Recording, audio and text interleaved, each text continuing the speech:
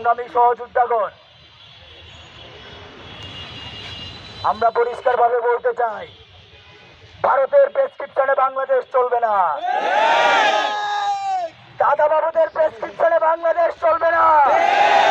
এটা দিল্লি নয়, এটা চট্টলা। এই চট্টলায় যদি কেউ উগ্রবাদী কর্মকাণ্ড পরিচালনা করতে চায়, যদি আরো একবার কেউ সন্ত্রাসী কর্মকাণ্ড পরিচালনা করতে চায়, তাহলে আমরা পরিষ্কারভাবে বলতে চাই, এক চুল পরিমাণ ছাড় দেওয়া হবে না। আমরা দেখেছি আপনারা জানেন ৭১ সাল স্বাধীনতার যুদ্ধের শহীদদের ৭ তারিখে পাওয়া যায়।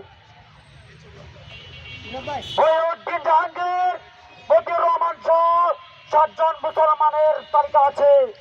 আপনি দেখেন, যখন আমাদের বাবারা সংগ্রাম করে তখন একজন শহীদ হয়েছেন, তিনিও মুসলমান ছিলেন।